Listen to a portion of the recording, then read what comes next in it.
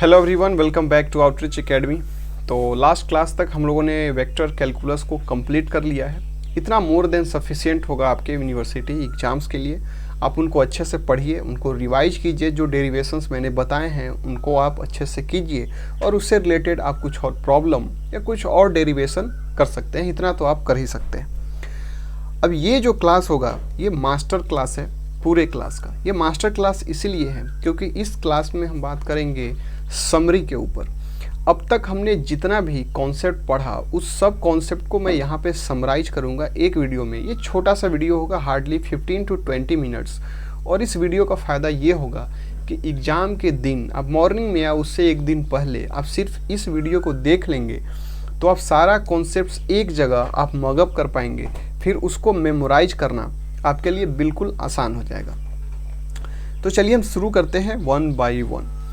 तो one by one हम concepts को यहाँ पे, तो सबसे पहला जो कॉन्सेप्ट है हम सीधा 3 वेक्टर से हम स्टार्ट करेंगे क्योंकि मैं मान के चल रहा हूँ कि scalar product of 2 vectors, vector product of 2 vectors, फिर एक वेक्टर्स का मैग्नीट्यूड निकालना, जो बेसिक बातें हैं ये आपको पता है। ठीक है, तो सबसे पहला हमने क्या देखा था?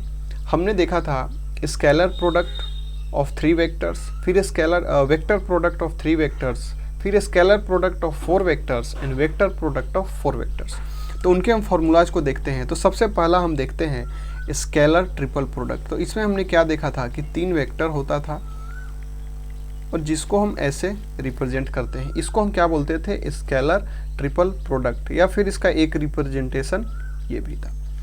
तो इसका हमने क्या फॉर्मूला देखा था डिटर्मिनेंट फॉर्म में? ये था A1 A2 A3 B1 B2 B3 C1 C2 C3, जहाँ पे A1 A2 और A3 क्या है? A1 i cap plus A2 j cap plus A3 k cap A vector है। उसी तरीके से B वेक्टर है हमारा B1 i cap B2 j cap plus B3 k cap, और जो C वेक्टर है वो हमारा C1 i cap C2 j cap and C3 k cap. ठीक है, इतना हो गया। अब इसमें इसका हमने कुछ प्रॉपर्टी देखा था। तो सबसे पहला प्रॉपर्टी था वो था साइक्लिक रोटेशन। हमने ये देखा था कि अगर ये 3 वेक्टर का स्केलर ट्रिपल प्रोडक्ट है, अगर इसको आप साइक्लिकली अगर रोटेट कीजिए किसी भी डायरेक्शन में, वो आप ऐसे कर सकते हैं या ऐसे कर सकते हैं, उससे फर्क नहीं पड़ेगा। या फिर एक बार और करें तो हमें क्या मिलेगा? BCA। तो इससे क्या होगा? हमारे स्केलर ट्रिपल प्रोडक्ट पे कोई फर्क नहीं पड़ेगा और सब ये किसके इक्वल होंगे? जो हमारा ओरिजिनल स्केलर ट्रिपल प्रोडक्ट होगा उसके। आई होप आपको ये याद आ रहा होगा। इसके बाद हम अगला प्रॉपर्टी देखते हैं। हमने देखा था कि अगर scalar triple product of 3 vectors अगर 0 हो जाए तो इसका क्या मतलब है? तो इसका मतलब है कि A vector, B vector and C vector क्या है? Are coplanar. ठीक है, इसका ये मतलब था। या फिर अगर इनडायरेक्टली आपसे पूछा जाता कि 3 वेक्टर्स कोप्लेनर है तो इसका क्या मतलब आप निकालते? इसका मतलब आप ये निकालते कि scalar triple product of A, B and C will be 0। फिर उसके बाद था एक और प्रॉपर्टी था कि अगर स्केलर ट्रिपल प्रोडक्ट में हमने देखा कि ये 3 वेक्टर्स का प्रोडक्ट लेते हैं, अगर इनमें से कोई 2 वेक्टर सेम हो जाए, यानी A C, आप देखिए कि ये 2 वेक्टर सेम है, या फिर A B A ये दोनों सेम है, मतलब इन तीनों में से अगर कोई वेक्टर सेम हो जाए तो उसका रिजल्ट क्या होता है? 0। ये हमने देखा था स्केलर ट्रिपल प्रोडक्ट में।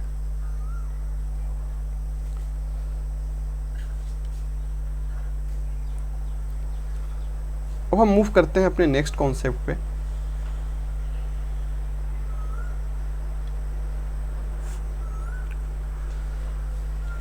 अब स्केलर ट्रिपल प्रोडक्ट हमने देख लिया। अब हम देखते हैं vector triple product. Vector triple product को इस तरीके से हम रिप्रेजेंट करते हैं और इसका फॉर्मूला मैंने आपको बताया था कि इसमें आपको सबसे पहले क्या देखना है? ब्रैकेट को। ब्रैकेट में जो वेक्टर्स होंगे उन्हीं वेक्टर्स को हमें सब्ट्रैक्ट करना है एक दूसरे से। अब हम देखेंगे कि ब्रैकेट बाद में है या ब्रैकेट पहले है, यानी कि ये ऐसे भी हो सकता था।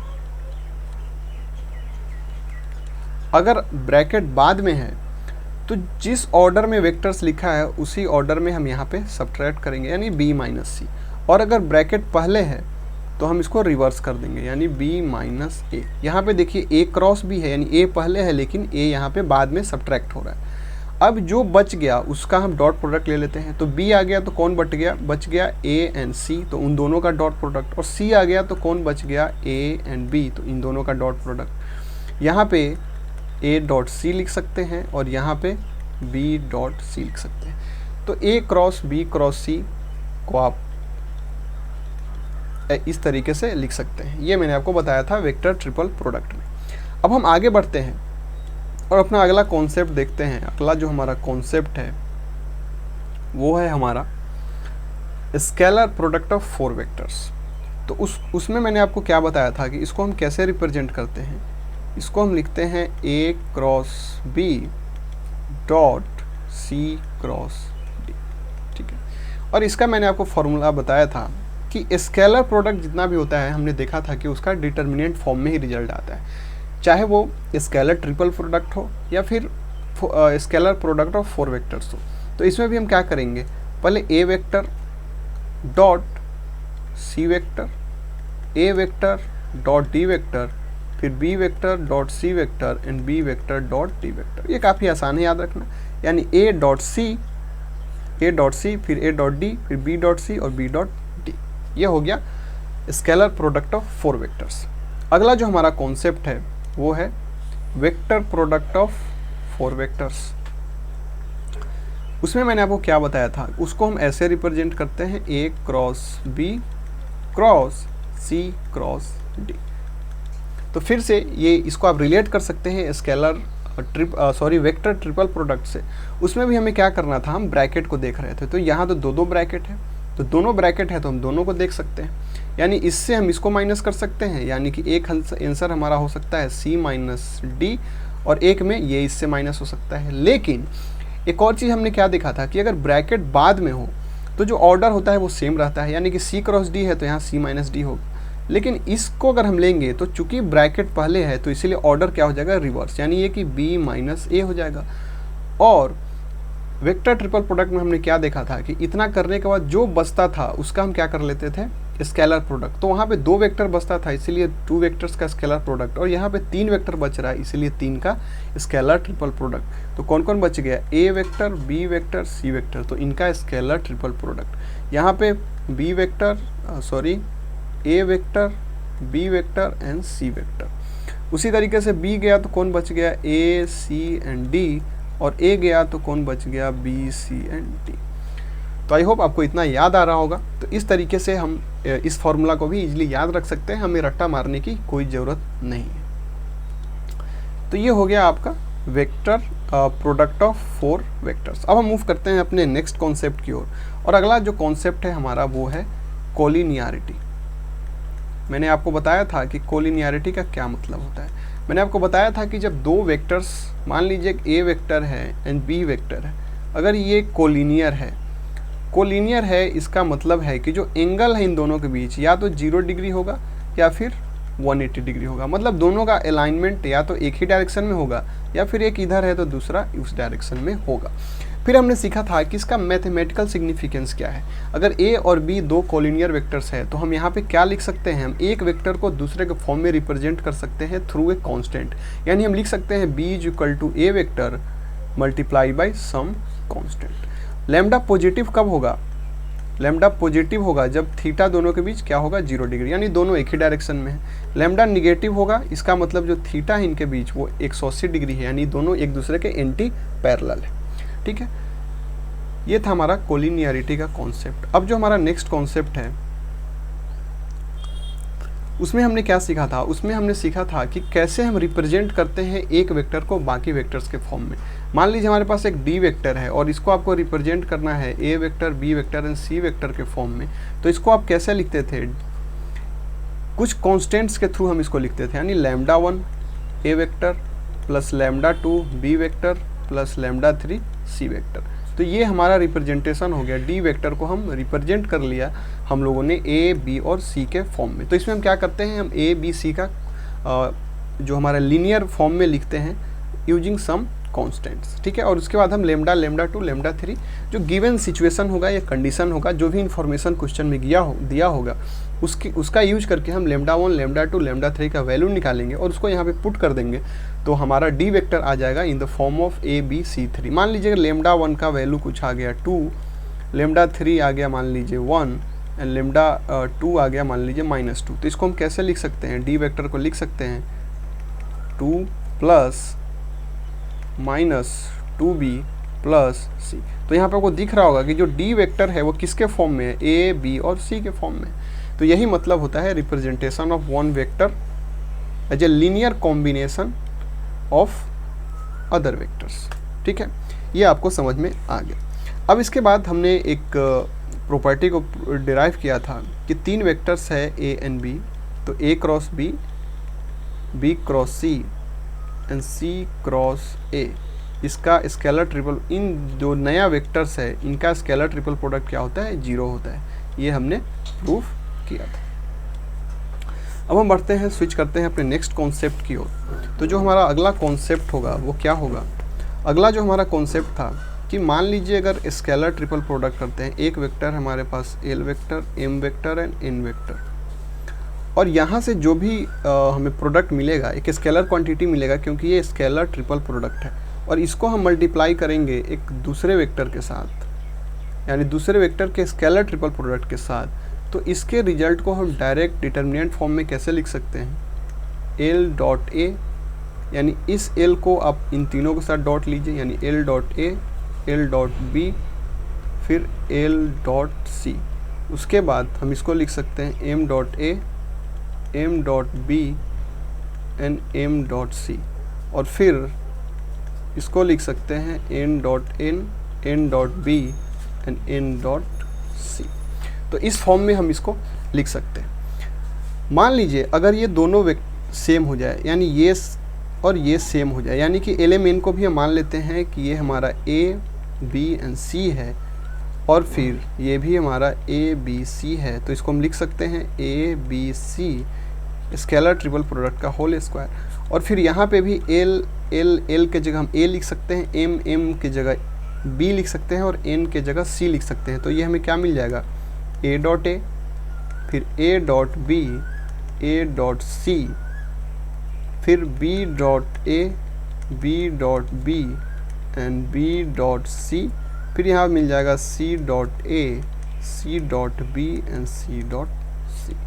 ये हमने देखा था, आपको याद आ रहा होगा। अगर आपको याद नहीं आ रहा है तो वीडियो को फिर से देखिए, आपको एक बार और रिवीजन की ज़रूरत है। अब इसके बाद हम लोग स्विच कर गए थे अपने अगले कॉन्सेप्ट पे, जो हमारा कॉन्सेप्ट था डेल ऑपरेटर। उसके बाद हमारा अगला कॉन्सेप्ट था डेल ऑपरेटर, जिसको हम इस तरीके से रिप्रेजेंट कर रहे थे। इसका हमने देखा था कि दो तरीके से इसका हम यूज कर सकते थे, एक ऑन स्केलर क्वांटिटी और दूसरा ऑन वेक्टर। जब इसको हम स्केलर पे यूज कर रहे थे तो उसको हम क्या बोल रहे थे? उसको हम बोल रहे थे ग्रेडियंट, और इसको हम रिप्रेजेंट करते हैं ऐसे, ग्रेडियंट ऑफ फाई क्या है? स्केलर क्वांटिटी है। ठीक है, जब वेक्टर पे हम अप्लाई कर रहे थे तो इसको हम दो तरीके से कर रहे थे। एक को हमने बोला था डाइवर्जेंस और दूसरे को हमने बोला था कर्ल। इसको हम रिप्रेजेंट करते हैं डॉट प्रोडक्ट ऑफ वेक्टर, जिसका डाइवर्जेंस निकालना है, विथ डेल ऑपरेटर, और इसको हम रिप्रेजेंट कर रहे थे cross product with the vector, जिसका हमें कर्ल निकालना है विथ डेल ऑपरेटर। ठीक है, ये हम कर रहे थे। यहाँ पे हमने देखा था कि जो इसका रिजल्ट आ रहा था वो क्या रहा था? एक वेक्टर क्वांटिटी आ रहा था। इसका रिजल्ट क्या है? ये स्केलर प्रोडक्ट है, तो इसीलिए इसका रिजल्ट भी क्या आएगा? स्केलर आएगा। और फिर से यहाँ पे ये वेक्टर प्रोडक्ट है, तो इसका भी रिजल्ट क्या आ रहा था? वेक्टर आ रहा था। इसका मतलब ग्रेडियंट का रिजल्ट वेक्टर आ रहा था, डाइवर्जेंस का रिजल्ट स्केलर आ रहा था, और कर्ल का रिजल्ट क्या आ रहा था? वेक्टर आ रहा था। ठीक है, फिर इसके बाद अगर हम फिजिकल सिग्निफिकेंस की बात करें तो इसका हमने देखा था कि ये स्लोप बताता है। ठीक है, ये जो है ये बताता है कि एक पॉइंट से नेट फील्ड कितना पास हो रहा है। Net field, net outward field ज़्यादा बोलना सही होगा, net outward field passing through a point, मतलब कोई एक पॉइंट है तो उससे नेट फील्ड कितना बाहर की ओर जा रहा है। और इसका फिजिकल सिग्निफिकेंस क्या था, ये दिखा रहा था कि वेक्टर के अंदर रोटेशनल इफेक्ट कितना है, यानी किसी एक पॉइंट के अबाउट वेक्टर कितना रोटेट कर रहा है, ये कौन दिखाता था, कर्ल दिखाता था। अगर कोई वेक्टर किसी पॉइंट के अबाउट रोटेट नहीं कर रहा है तो कर्ल 0 होगा। किसी एक पॉइंट से अगर नेट कोई फील्ड बाहर की ओर नहीं निकल रहा है तो उसका डाइवर्जेंस क्या होगा, 0 होगा। ठीक है, इतना हमने देखा था। अब इसके ये फिर थोड़ा और बात कर लेते हैं कि इसको हम निकालते कैसे थे। तो मैंने आपको बताया था कि जो डेल ऑपरेटर है उसका वैल्यू होता है I cap do by do x plus J cap do by do y plus K cap do by do z. अब आप यहाँ पे वैल्यूज़ पुट करते रहेंगे और फिर आप इनको सॉल्व करते रहेंगे तो आपको सब कुछ मिल जाएगा। ये बिल्कुल आसान है, इसको आप कर सके देखिएगा। तो ये हमने सीखा था डेल ऑपरेटर का एप्लीकेशन। अब इसके आगे मैंने बताया था कि आइडेंटिटी होता है कुछ, और फिर मैंने आपको बताया था कि अगर इसमें वो कन्फ्यूजन हो रहा हो कि एक्चुअल में आइडेंटिटी क्या था, आपको याद नहीं आ रहा था, इसको हम कैसे कर सकते हैं, तो आपको कुछ नहीं करना था। सबसे पहले जितना कॉम्बिनेशन बन सकता था, अब तक हमने क्या पढ़ा, अब तक हमने ग्रेडियंट पढ़ा, डाइवर्जेंस पढ़ा और कर्ल पढ़ा। तो इससे रिलेटेड जितना भी केस बन सकता है आप सब कुछ बना लीजिए। आप यहाँ पे लिख लीजिए डाइवर्जेंस, कर्ल एंड ग्रेडियंट। अब जितना केस बन सकता है बना लीजिए। सबसे पहले डाइवर्जेंस, ठीक है, डाइवर्जेंस ऑफ कर्ल। तो कर्ल कैसे रिप्रेजेंट होगा, ऐसे। और यहाँ पे जब डाइवर्जेंस ऑफ कर्ल हम लोगों ने कहा तो आपको कन्फ्यूजन नहीं होना चाहिए कि यहाँ वेक्टर कहाँ से आ गया, क्योंकि कर्ल हमेशा वेक्टर पे ही अप्लाई होता है। उसके बाद डाइवर्जेंस ऑफ ग्रेडियंट। अब जैसे ही ग्रेडियंट की बात कर रहे हैं तो ये कोई स्केलर क्वांटिटी ही आएगा, ठीक है। अब डाइवर्जेंस हो गया तो अब हम बात करते हैं कर्ल की।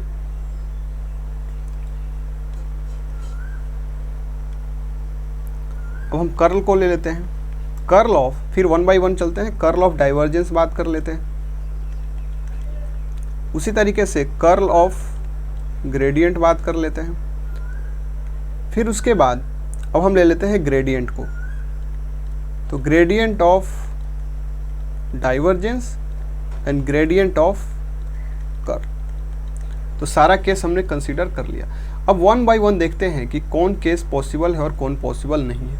अब देखिए यहाँ से वेक्टर क्वांटिटी आएगा और जो डॉट प्रोडक्ट है वो वेक्टर पे अप्लाई होता है, मतलब ये बिल्कुल सही है, ये पॉसिबल है। यहाँ पे देखते हैं, यहाँ से फिर वेक्टर क्वांटिटी आएगा और डॉट वेक्टर पे अप्लाई हो सकता है, मतलब ये भी पॉसिबल है।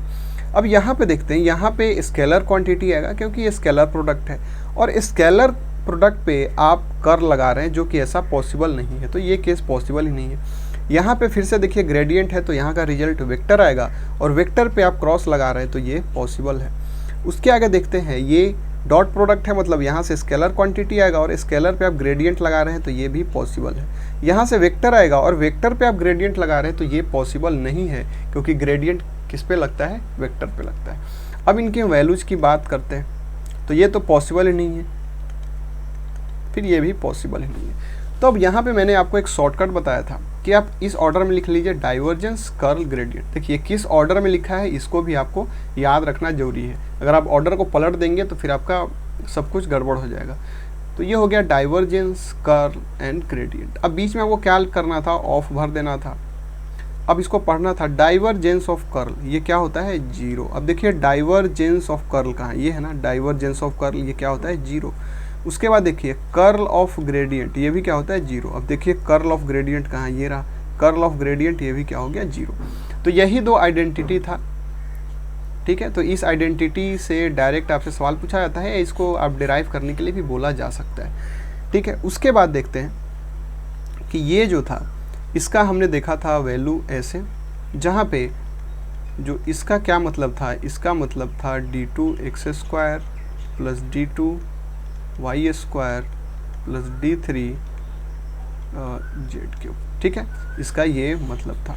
और फिर इसका रिजल्ट निकालने का ज़रूरत नहीं है। अगर ऐसा कुछ दिया होगा तो हम प्रोसीजरल वे में करते जाएंगे। सबसे पहले डॉट प्रोडक्ट करेंगे, फिर उस पर हम ग्रेडियंट ले लेंगे, ठीक है। तो आई होप इतना एनालिसिस आपको समझ में आया। इसको वैसे भी मैंने बहुत अच्छे से वहाँ पे डिस्कस किया था, तो आपको याद रहा होगा, यहाँ पे आपका अच्छा रिवीजन हो गया होगा। अब इसके आगे हम आते हैं अब हम अगले कॉन्सेप्ट की ओर बढ़ते हैं, और जो हमारा अगला कॉन्सेप्ट है, अब हमने एक कॉन्सेप्ट का डिस्कस किया था कि अगर एक स्केलर क्वांटिटी है और एक दूसरा स्केलर क्वांटिटी है, इन दोनों को प्रोडक्ट कर दे तो भी हमें क्या मिलेगा, स्केलर क्वांटिटी ही मिलेगा, और इसके ऊपर हम क्या लगाएंगे, ग्रेडियंट ही लगाएंगे, क्योंकि ये स्केलर पे हम ग्रेडियंट अप्लाई कर सकते हैं। तो इसका रिजल्ट क्या होगा, तो हमने देखा था कि चूंकि ये भी क्या होता है, इसमें भी डिफरेंशियल का ही फॉर्म होता है, यानी इसके अंदर भी ये चीज़ें होती है, तो ये भी डिफ्रेंशिएशन ही है, तो इसीलिए इस पर भी हम डिफ्रेंशिएशन का प्रोडक्ट रूल लगा सकते हैं।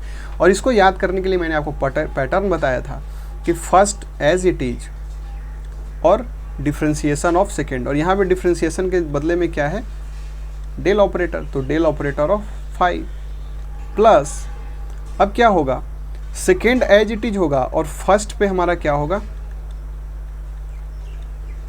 अब देखिए इसको इस ऑर्डर में मैंने इसलिए लिखा क्योंकि जितना भी इस टाइप का फॉर्मूला है सब में ये पैटर्न कॉमन है कि ये जो ऑर्डर है ना वो चेंज नहीं होता है। पहले अगर साई है तो यहाँ भी पहले साई बाद में फाई, पहले साई बाद में फाई। तो इसमें दो चीज़ आपको याद रखना है, ऐसा जितना भी फार्मूला आगे भी हम देखेंगे 5-7 फार्मूला है, सब में सेम पैटर्न फॉलो होता है, और अगर इस पैटर्न को आपने याद रख लिया तो आप फार्मूला को कभी नहीं भूलेंगे, आपको कभी रट्टा मारने की बिल्कुल ज़रूरत नहीं है। आप फार्मूला देखेंगे और उसका जो क्या रिजल्टेंट होगा वो आप सीधे लिख देंगे। तो क्या क्या ध्यान रखना है, सबसे पहला चीज़ ध्यान रखना है कि ये ऑर्डर चेंज नहीं होगा, मतलब साई पहले है तो देखिए यहाँ भी साई तब फाई, पहले साई फिर फाई। अब हम आते हैं ऑपरेटर पे, तो ऑपरेटर में क्या करना है कि सबसे पहले हमें प्रोडक्ट रूल याद रखना है डिफरेंशिएशन का। तो उसमें हम क्या कर रहे थे कि सबसे पहले क्या करते थे, फर्स्ट फंक्शन को as it is into differentiation of second function plus second function as it is and differentiation of first function, ये हम करते थे। तो यहाँ भी हमें डिफरेंशिएशन की जगह ये ऑपरेटर याद रखना है, यानी कि फर्स्ट फंक्शन को एज इट इज और ऑपरेशन हमें अप्लाई करना है सेकेंड फंक्शन पे। यहाँ पे देखिए सेम ऑर्डर में हम लिखेंगे, लेकिन इस बार हम क्या करेंगे कि सेकेंड को एज इट इज रखेंगे और फर्स्ट पे क्या करेंगे, हम अप्लाई करेंगे। अभी आगे भी मैं जब कुछ और लिखूंगा तो आपको समझ में आ जाएगा। फिर उसके बाद हमने क्या देखा था कि अब हम इसमें एक को स्केलर ही रहने देंगे और दूसरे को हमने वेक्टर कर लिया था। तो चूंकि ये वेक्टर क्वांटिटी आ रहा है तो इसीलिए इसके आगे ग्रेडियंट तो हम लगाएंगे नहीं, तो अब हमें डाइवर्जेंस या फिर हम कर्ल क्या कर सकते हैं, लगा सकते हैं। अब देखिए इसका हम फॉर्मूला लिखते हैं इसी पैटर्न को। तो पैटर्न हमें क्या फॉलो करना है, ये ऑर्डर चेंज नहीं होना चाहिए, पहले साई होगा बाद में ए वेक्टर होगा, यहाँ भी पहले साई होगा और बाद में ए वेक्टर होगा। अब हम इसको अप्लाई करते हैं। तो सबसे पहले हम क्या करेंगे, एज इट इज, और ये ऑपरेशन जाएगा सेकेंड पे, ठीक है, कोई दिक्कत, प्लस अब देखिए फिर से ये ऑर्डर सेम रहेगा, ठीक है। अब लेकिन हमें क्या करना है, सेकेंड को एज इट इज छोड़ना है, सेकेंड को एज इट इज छोड़ना है, और ये ऑपरेशन जो भी यहाँ पे डेल ऑपरेटर है वो किस पे लगाना है, फर्स्ट फंक्शन पे। लेकिन फर्स्ट फंक्शन हमारा यहाँ पे क्या है, फर्स्ट फंक्शन है हमारा स्केलर, तो स्केलर पे तो हम डॉट प्रोडक्ट नहीं लगा सकते, तो इसीलिए यहाँ पे हम क्या लगाएंगे, ग्रेडियंट लगाएंगे। अब देखिए ये वेक्टर आ गया और ये भी वेक्टर है, तो दो वेक्टर का मल्टीप्लिकेशन डायरेक्ट तो नहीं होता है, इनका या तो डॉट प्रोडक्ट के थ्रू होगा या क्रॉस प्रोडक्ट के थ्रू, और यहाँ पे चूंकि डॉट है तो इसलिए हम यहाँ पे क्या देंगे, डॉट। तो आई होप इसको लिखना बिल्कुल आसान है, आपको रट्टा मारने की, अगर इसको आप रट्टा मारेंगे ना तो बार बार आप कंफ्यूज होंगे, आप ऑर्डर में ही कंफ्यूज रहेंगे कि पहले क्या था बाद में क्या था। इसीलिए जो पैटर्न मैंने बताया है इसको आप फॉलो कीजिए। अगर एक बार में नहीं समझ में आ रहा है तो इस पर थोड़ा मेहनत कीजिए, रुकिए, आप इस मेरे बात को सुनिए और लिखने का कोशिश कीजिए। एक बार अगर ये पैटर्न आपको क्लियर हो गया तो फिर वेक्टर कैलकुलस में कहीं भी आपको फार्मूला रट्टा मारने का ज़रूरत नहीं है और आप ज़िंदगी भर नहीं भूलेंगे। इसी पैटर्न को फॉलो करके आप खुद से लिख लेंगे। अब चलिए फिर अगला हम लिखते हैं, इसमें उस पैटर्न का फिर से रिविजन होगा। फिर से हमें क्या करना है कि ऑर्डर सेम नहीं होना चाहिए। देखिए दो चीज़ मैंने बताया, पहला कि ऑर्डर सेम रहेगा और दूसरा चीज़ हमें जो डिफरेंशिएशन का प्रोडक्ट रूल है वो अप्लाई करना है, वो दिमाग में रखना है। तो चलिए सबसे पहले ऑर्डर को हम सेम रख लेते हैं, ये भी इस फॉर्म में होगा प्लस ऑर्डर हमारा सेम होगा। अब हम अप्लाई करते हैं। अब हम क्या करेंगे, फर्स्ट को एज इट इज छोड़ देंगे और ये ऑपरेशन किस पे अप्लाई होगा, सेकेंड पे। और सेकेंड क्या है, हमारा वेक्टर प्रोडक्ट है, तो ये किस फॉर्म में अप्लाई होगा, या तो डाइवर्जेंस या कर, लेकिन यहाँ पे क्रॉस है तो इसलिए यहाँ भी क्रॉस आएगा, ठीक है। अब देखिए यहाँ पे एक वेक्टर है और इनटू कोई स्केलर क्वांटिटी है, तो स्केलर तो एक कांस्टेंट की तरह बिहेव करेगा इसमें। अब यहाँ पे बात करते हैं, अब हमें क्या करना है कि सेकेंड को एज इट इज छोड़ेंगे और ऑपरेशन हम अप्लाई करेंगे किस पे, फर्स्ट पे। लेकिन फर्स्ट हमारा क्या है, एक स्केलर क्वांटिटी है, तो डेल ऑपरेटर किस फॉर्म में यहाँ पे आएगा, ग्रेडियंट के फॉर्म में आएगा। लेकिन अब आप यहाँ पे देखिए, ये भी वेक्टर, ये भी वेक्टर, तो दो वेक्टर को हम डायरेक्ट तो मल्टीप्लाई नहीं कर सकते ना, या तो डाइवर्जेंस के थ्रू जाएंगे या मतलब या तो डॉट प्रोडक्ट के थ्रू जाएंगे या क्रॉस प्रोडक्ट के थ्रू जाएंगे। और यहाँ पे चूंकि क्रॉस है इसलिए यहाँ भी क्रॉस आ जाएगा। देखिए अगर इस पैटर्न से आप लिखेंगे आपको कहीं कोई कन्फ्यूजन नहीं आएगा, ठीक है। तो इसको थोड़ा हैबिचुअल बनाइए ऐसे लिखने का, तो आपको बेनिफिट देगा। फिर उसके आगे हमने एक और कॉन्सेप्ट देखा था पोजीशन वेक्टर का। मैंने आपको बताया था कि जो पोजीशन वेक्टर होता है इसको हम आर वेक्टर से रिप्रेजेंट करते हैं, जिसका वैल्यू होता है by default x i cap y j cap plus z k cap, ये होता है इसका डिफ़ॉल्ट वैल्यू। अगर इसके मैग्नीट्यूड की बात करें तो मैग्नीट्यूड कितना हो जाएगा, x square plus y square plus z square का रूट ये हो जाएगा, ठीक है। अब इससे रिलेटेड मैंने कुछ पॉइंट्स देखा था। तो सबसे पहला हम लोगों ने क्या देखा था कि अगर इसका आप डाइवर्जेंस लेंगे तो उसका वैल्यू कितना आ रहा था, 3। ये हमारे लिए इसको याद रखना क्यों जरूरी था, क्योंकि हम लोगों ने देखा था जब हम क्वेश्चन सॉल्व करते थे बड़ा बड़ा, तो वहाँ पे ये सब एक्सप्रेशन बीच में कहीं कहीं आता था। तो वहाँ पे अगर डायरेक्ट देखिए अब कितना सिंप्लीफाई हो गया, एक डाइवर्जेंस एक रिप्लेस हो गया एक कॉन्स्टेंट से।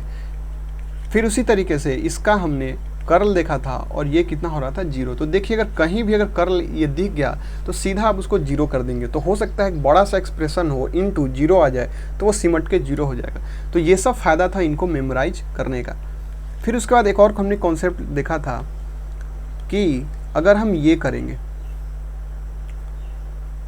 ये नहीं,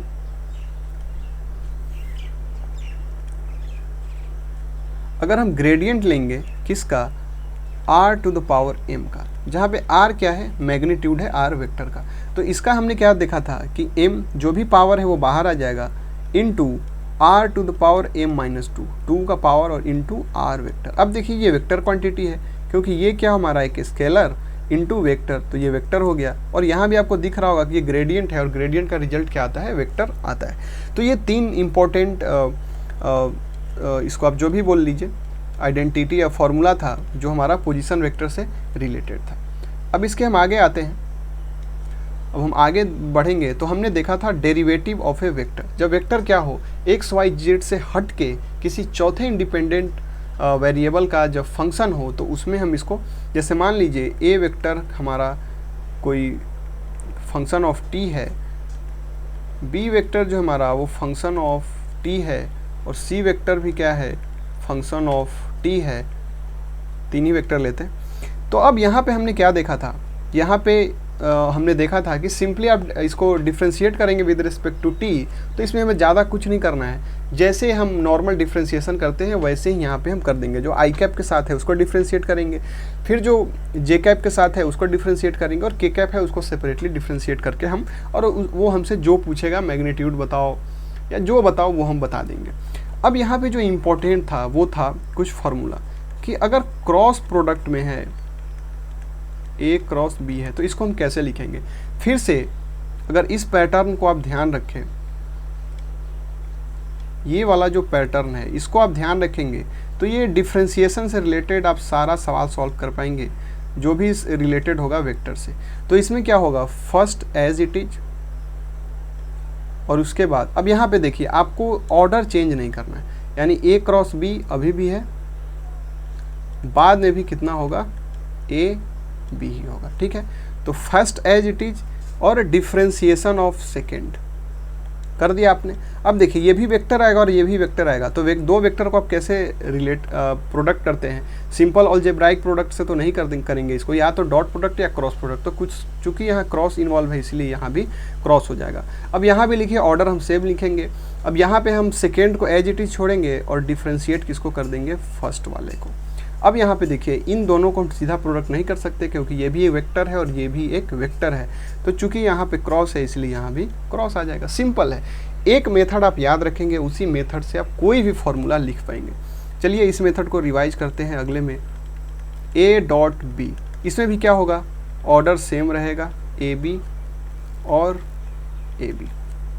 अब देखिए अब इसमें हम क्या करते हैं, पहले को एज इट इज और दूसरे को डिफ्रेंशिएट करते हैं, ठीक है। मतलब यहाँ वाला ऑपरेशन हम यहाँ लगाते हैं। अब देखिए, अब ये दो, फिर ये भी वेक्टर, ये भी वेक्टर, तो इन दोनों को हम कैसे मल्टीप्लाई करेंगे, या तो डॉट प्रोडक्ट के थ्रू या क्रॉस। तो चूंकि यहाँ डॉट है तो इसलिए यहाँ भी डॉट। उसी तरीके से अब हम सेकेंड को एज इट इज छोड़ेंगे और पहले वाले को डिफ्रेंशिएट, और फिर से इन दोनों को डॉट के थ्रू रिलेट करेंगे।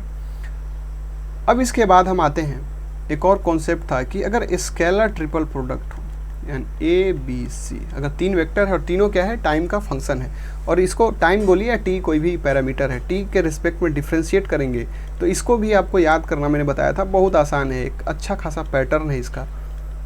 आप इसको, ये स्प्लिट हो जाएगा तीन डिफरेंट क्या स्केलर ट्रिपल प्रोडक्ट में। अब हम क्या करेंगे कि पहली बार इसको डिफ्रेंशिएट कर देंगे और बाकी दो वेक्टर एज इट इज, फिर दूसरी बार दूसरी वाले को डिफ्रेंशिएट कर देंगे और बाकी वेक्टर एज इट इज, फिर तीसरी बार में तीसरे वेक्टर को डिफ्रेंशिएट करेंगे और बाकी वेक्टर एज इट इज। तो ये इतना सिंप्लीफाइड फार्मूला है differentiation of scalar triple product. उसी तरह से अगर हम vector product of three vectors को अगर हम डिफ्रेंशिएट करेंगे, तो इसको ही मैंने बताया था आपको कि ये भी ब्रेक हो जाएगा तीन फॉर्म में, ठीक है। ये भी ब्रेक हो जाएगा तीन फॉर्म नहीं, तीन वेक्टर ट्रिपल प्रोडक्ट। यहाँ पे देखिए स्केलर ट्रिपल प्रोडक्ट था, तो ये भी हो गया स्केलर ट्रिपल प्रोडक्ट में। अब ये किसका किसका स्केलर ट्रिपल प्रोडक्ट है, D A by D T का, बी का एंड सी का, ये है A D B by D T and C का, और ये है A B and D C by D T का। अब यहाँ भी ये कन्वर्ट हो जाएगा और सेम पैटर्न अप्लाएंगे जो हमने स्केलर ट्रिपल प्रोडक्ट में किया था। यहाँ भी ये वेक्टर ट्रिपल प्रोडक्ट होगा तीन वेक्टर्स का, और यहाँ पे तीन वेक्टर्स क्या क्या होंगे, पहली बार में इसको डिफ्रेंशिएट कर दीजिए पहले वेक्टर को और बाकी वेक्टर्स एज इट इज। दूसरी बार में क्या करेंगे, दूसरे को हम डिफ्रेंशिएट करेंगे और बाकी वेक्टर्स एज इट इज, और तीसरी बार में थर्ड वेक्टर को डिफ्रेंशिएट करेंगे, बाकी वेक्टर एज इट इज। तो इतना फार्मूला मैंने आपको पढ़ाया था वेक्टर कैलकुलस में, और आज मैंने एक रिवीजन वीडियो बनाया। इस वीडियो को आप एंड में देखिए, और एग्ज़ाम से एक दिन पहले या मॉर्निंग के टाइम में आप देख लेंगे तो सारा कॉन्सेप्ट ब्रशअप हो जाएगा। और ऐसे ही रिवीजन वीडियो में आने वाले बाकी चैप्टर्स में भी लेके आऊँगा जिससे आपको हेल्प मिले। अब आई थिंक इतना कॉन्सेप्ट्स मोर देन सफिशिएंट है आपके एग्ज़ाम पॉइंट ऑफ व्यू से। अगर मान लीजिए इतना आपको याद होगा, इतना आपके दिमाग में होगा, तो आपका कॉन्फिडेंस ऑलरेडी इतना हाई होगा कि अगर कुछ पॉइंट अगर कुछ एक्स्ट्रा भी आ जाए डिराइव करने के लिए, तो आप उसको ऐसे ही कर ले जाएंगे, ठीक है। तो अच्छे से पढ़ते रहिए और अपने एग्ज़ाम की तैयारी करते रहिए। मैं हूँ आपके मदद के लिए। तो फिर मिलते हैं नेक्स्ट क्लास में। Till then thank you so much and bye bye.